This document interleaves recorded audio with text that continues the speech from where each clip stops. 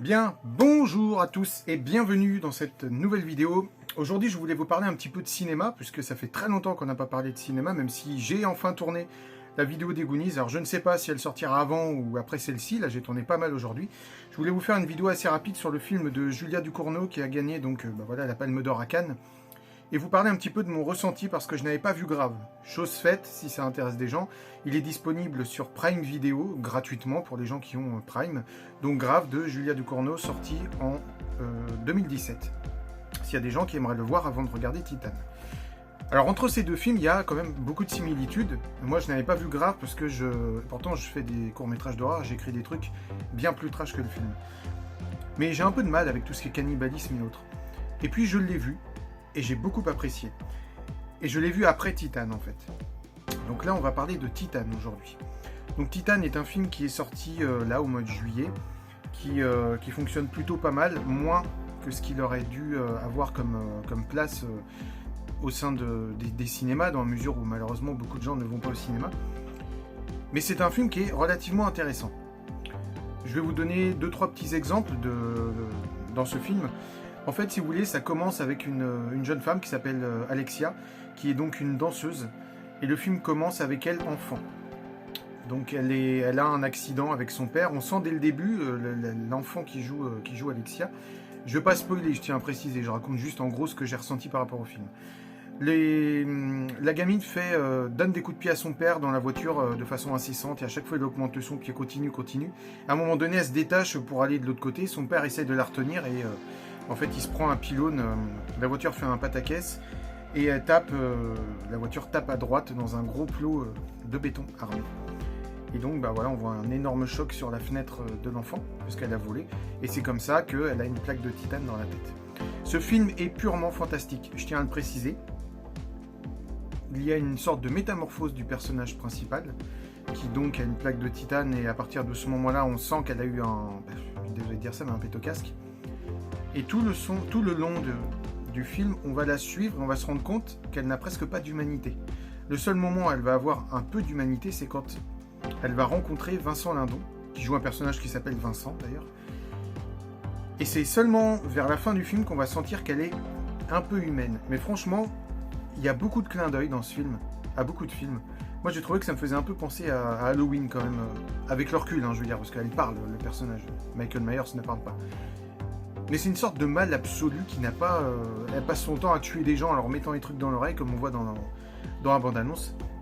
Qu'est-ce que je pourrais vous dire d'autre sur le film sans spoiler? Il y a plein de gens qui sont sortis de la salle apparemment, qui ont vomi, qui sont tombés dans les pommes.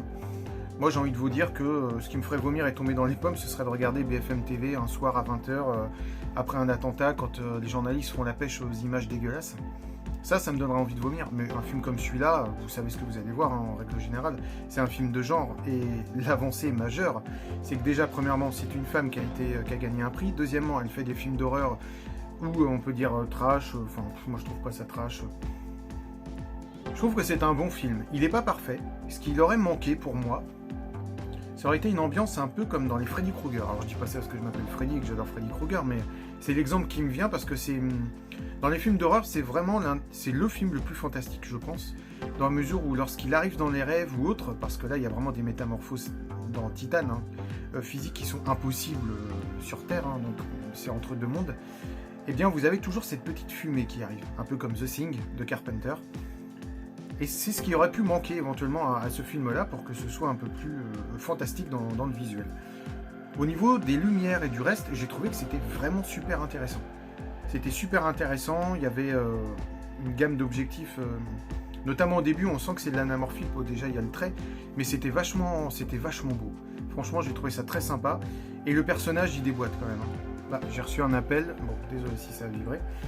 Ce qui est rigolo, c'est qu'on retrouve dans Titane le personnage principal de Grave, qui là est un personnage secondaire et qui se fait un peu martyriser, je ne vais pas rentrer dedans. Qu'est-ce que je pourrais dire d'autre? Il y a eu pas mal de moments, alors j'étais peut-être avec des gens qui trouvaient que le film était un peu, je sais pas, ridicule, parce que ça allait loin et tout, mais c'était le but. C'est un film fantastique, où c'est un gros délire pour Julia Ducournau, je pense. Et ce qui m'a fait beaucoup rire, c'est de voir les réactions des gens. Je m'attendais à ce que les gens sortent de la salle, etc. Et pendant les scènes de meurtre, puisque bon, on suit une tueuse en série, les gens parfois ont éclaté de rire. Notamment, bon, je vais juste vous donner un élément, mais il y a... Dans Bonne Annonce, on voit un gars qui se fait tuer avec un coup de pique dans l'oreille. Bon, bah, en gros, c'est quelqu'un qui se fait tuer comme ça.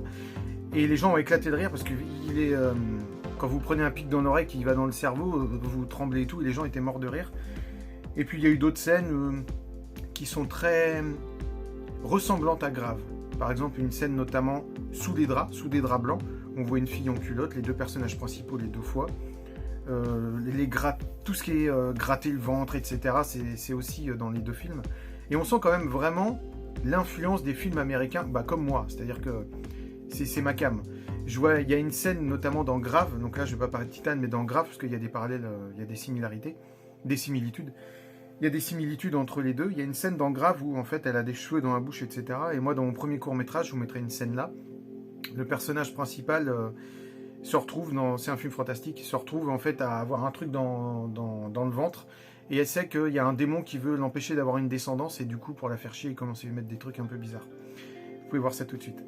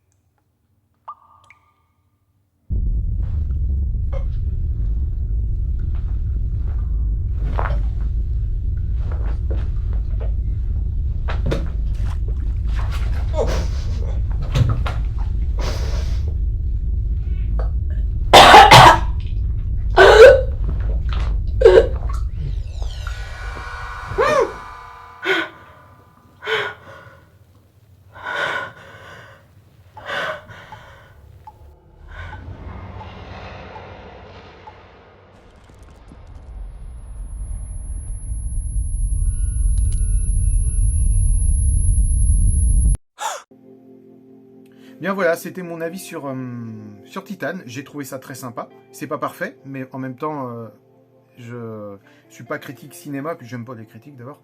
C'est vraiment un ressenti que je donne. J'étais un peu mitigé au début. Une fois ou deux, je me suis dit, je veux partir de la salle, non pas parce que ça me choquait ou quoi, mais je l'aurais jamais fait. Hein. Mais parfois, c'était un peu longué. Cela dit, le film était quand même très sympa et j'ai hâte de voir la suite, le prochain film de Julia Ducournau. Et puis, si ce que je vous ai montré de mon court-métrage, qui est loin d'être parfait, je tiens à le préciser, vous intéresse, eh bien, dites-le moi. Je vais mettre le lien, de toute façon, je pense, en dessous, ou éventuellement, je vais le mettre sur YouTube. Dites-moi si ça vous intéresserait de le voir. Je tiens à le préciser, il n'est pas parfait. Il a 5 ans, c'était mon premier court-métrage, mais il a été fait avec le cœur. Bon, bah, je vous dis à très vite pour une nouvelle vidéo. Ciao!